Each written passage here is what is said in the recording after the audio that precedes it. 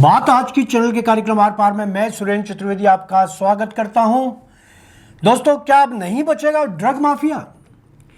मेरे ब्लॉग पर राजस्थान पुलिस की झुंझुनू में कार्रवाई। राजस्थान में ड्रग माफिया का जाल जिस तरह पिछले वर्षों में फैला है, उसने पूरे समाज की चिंता बढ़ा दी है। यह चिंता केवल कानून व्यवस्था की नहीं थी, बल्कि हमारे युवाओं के भविष्य, समाज की नैतिकता और अपराधों की बढ़ती जड़ों से जुड़ी हुई थी। ठीक इसी पृष्ठभूमि में कुछ समय पहले मैंने इस विषय पर ब्लॉग लिखा था और तब सवाल उठाया था कि क्या राज्य की पुलिस और सरकार सचमुच इस माफिया गैंग को चुनौती देने का साहस दिखा पाएगा।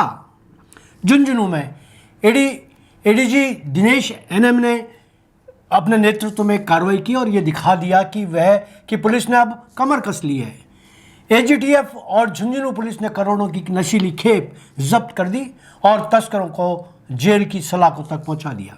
यह कोई सामान्य कार्रवाई नहीं है, बल्कि साफ संदेश है कि राजस्थान ड्रग माफिया का अड्डा नहीं रहेगा। एडीजी दिनेश एमएन की सक्रियता और सख्त रुख ने इस पूरे अभियान को नया तेवर दिया है।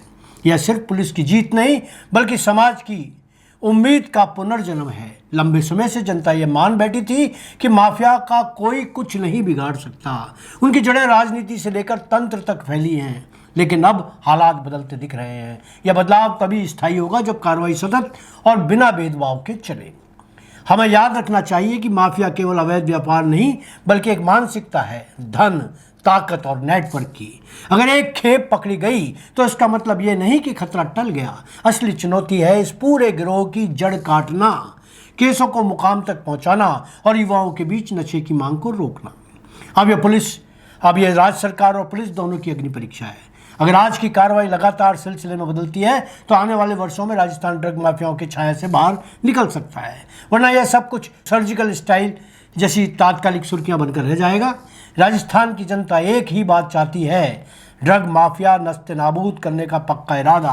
अब जनता की आंखें इसी पर टिकी हैं। धन्यवाद। आज इतना ही।